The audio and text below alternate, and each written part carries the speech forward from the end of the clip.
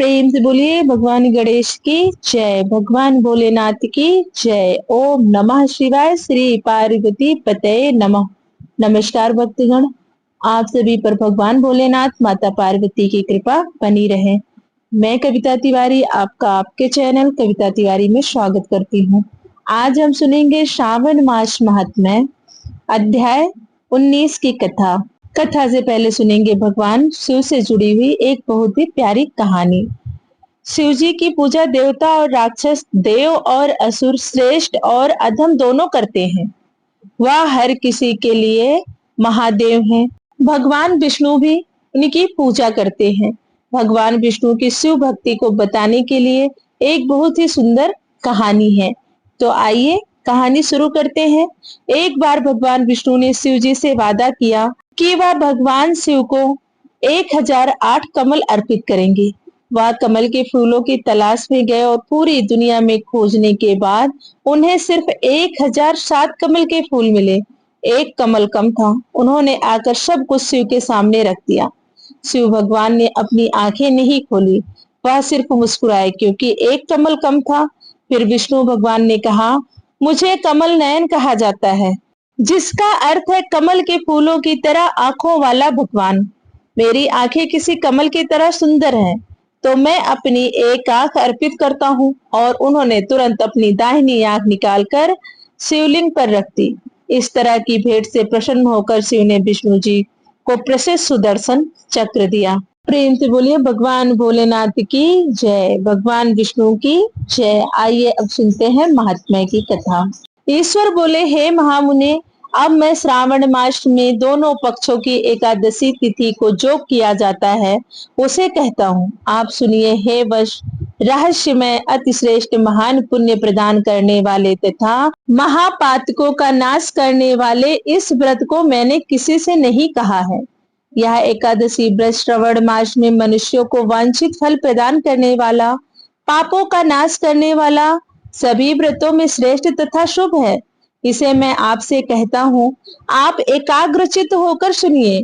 10वीं तिथि में प्रातः काल स्नान करके शुद्ध होकर संध्या आदि कर ले और वेद वेत्ता, पुराणाज्ञ तथा जितेंद्रिय विप्रों से आज्ञा लेकर 16 उपचारों से देवाधिदेव भगवान का विधिवत पूजन करके इस प्रकार प्रार्थना करें, हे पुंडरीकाक्ष, मैं एकादशी को निराहार रहकर दूसरे दिन भोजन करूंगा। हे भगवान, आप मेरे शरणादाता होइए। हे वश, गुरु, देवता तथा अग्नि की सन्निधि में नियम धारण करें और उस दिन काम क्रोध रहित होकर भूमि पर शयन करें। उसके बाद प्रातः काल होने पर भगवान केशव में मन को लगाएं। भूख लगने तथा गिरने आदि ठोकर लगने के समय श्रीधर इस शब्द का उच्चारण करें। हे वंश, यह व्रत मोक्ष प्रदान करने वाला है तथा 3 दिनों तक पाखंडी आदि लोगों के साथ बातचीत, उन्हें देखना तथा उनकी बातें सुनना, इन सब का त्याग कर देना चाहिए।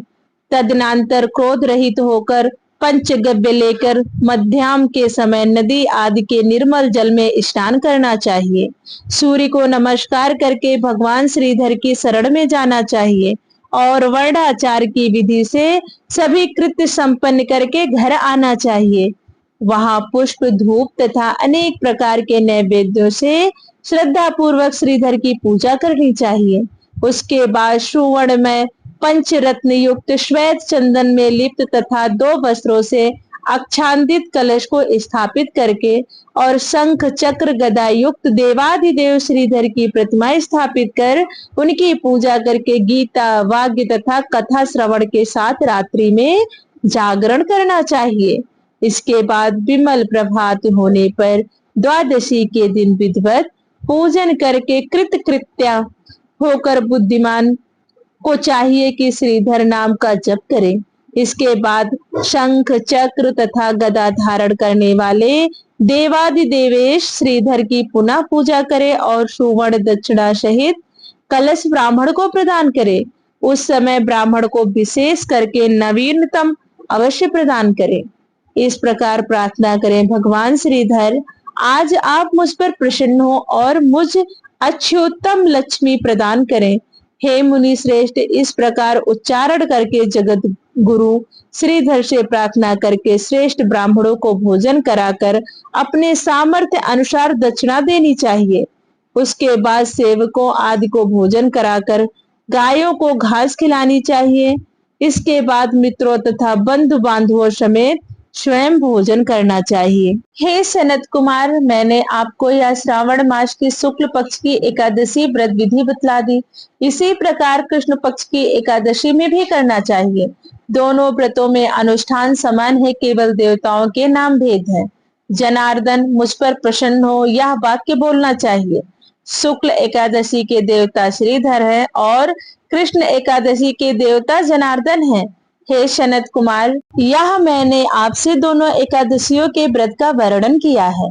इस एकादशी व्रत के समान पुण्य व्रत ना तो कभी हुआ है और ना होगा। आपको यह व्रत गुप्त रखना चाहिए और दुष्ट हृदय वाले को नहीं प्रदान करना चाहिए। ईश्वर बोले, हे सनत कुमार, अब मैं द्वादशी तिथि में होने वाले श्री हरि के पवित्रारोपण व्रत का वर्णन करूंगा। पिछले अध्याय में देवी की कही गई पवित्रारोपण विधि के समान ही इनका भी पवित्रारोपण है। इसमें जो विशेष बात है उसे मैं बताऊंगा। इस व्रत के लिए जो अधिकारी बताया गया है उसे आप सुने। ब्राह्मण, क्षत्रिय, वैश्य, शूद्र तथा स्त्री, इन सभी को अपने धर्म में स्थित होकर भक्ति पूर्वक पवित्रारोपण करना चाहिए। द्विज को चाहिए कि अतो देवा अवंतु नो यतो विष्णु विच्र कर्मे पृथिव्याः सप्तम धाम भी इस मंत्र से विष्णु की पूजा करें। स्त्रियों तथा शूद्रों के लिए नाम मंत्र है जिसके द्वारा वे विष्णु की पूजा करें। इस प्रकार द्विज कद्रुद्राय इस मंत्र से शिव जी की पूजा करें। स्त्रियों तथा शूद्रों के लिए नाम मंत्र है जिसके द्वारा वे शिव जी की पूजा करें। सतयुग में मणिमय, त्रेता में स्वर्णमय, द्वापर में रेशम और कलयुग में कपास का सूत्र पवित्रक के लिए बताया गया है। सन्यासियों को शुभ मानस पवित्रारोपण करना चाहिए।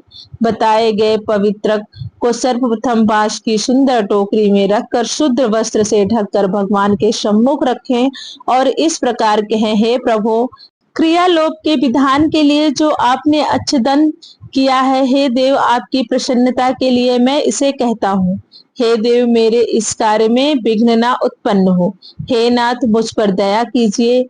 हे देव, सब प्रकार के सर्वदा आप ही मेरी परम गति हैं। हे जगतपते, मैं इस पवित्रक से आपको प्रसन्न करता हूँ। ये काम, क्रोध आदि मेरे व्रत का नाश करने वाले ना हो। हे देवेश, आप आज से लेकर वर्ष पर्यंत अपने भक्त की रक्षा करें। आपको नमस्कार है। इस प्रकार कलश में देवता की प्रार्थना करके बांस के शुभ पात्र में स्थित पवित्रक की आदर पूर्वक प्रार्थना करनी चाहिए।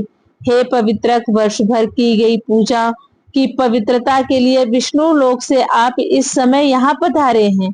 आपको नमस्कार है। हे देव, मैं विष्णु के तेज से उत्पन्न मनोहर सभी प्रकार के नाश करने वाले तथा सभी कामनाओं को पूर्ण करने वाले इस पवित्रक को आपके अंग में धारण करता हूँ। हे देवेश, हे पुराण पुरुषोत्तम, आप मेरे द्वारा आमंत्रित हैं, अतः आप मेरे समीप पधारे, मैं आपका पूजन करूंगा। आपको नमस्कार है। मैं प्रातः काल आपको यह पवित्रक निवेदन करूंगा। इसके बाद पुष्पांजलि देकर रात्रि में जागरण करना चाहिए। एकादशी के दिन अधिवासन करें और द्वादशी के दिन प्रातः काल पूजन करें। पुनः हाथ में गंध, दूर्वा तथा अक्षत के साथ पवित्रक लेकर ऐसा कहें, हे देवेश, आपको नमस्कार है। वर्ष पर्यंत की गई पूजा का फल देने वाले इस पवित्रक को पवित्रीकरण हेतु आप ग्रहण कीजिए। मैंने जो भी दुष्कृत किया है उसके लिए आप मुझे आज पवित्र कीजिए। हे देव, हे आपके अनुग्रह से मैं भी शुद्ध हो जाऊं। इस प्रकार मूल मंत्र से संपुटित इन मंत्रों के द्वारा पवित्रक अर्पण करें। इसके बाद महानैवेद्य अर्पित करके नीराजन कर प्रार्थना करें और मूल मंत्र से घृत सहित खीर का अग्नि में हवन करें।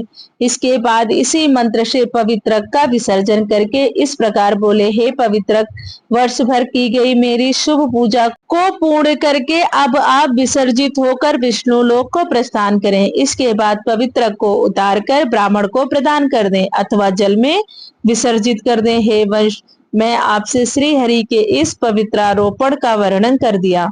इसे करने वाला इस लोक में शुभ होकर अंत में वैकुंठ धाम को प्राप्त करता है। प्रेम से बोलिए भगवान विष्णु की जय, भगवान भोलेनाथ की जय।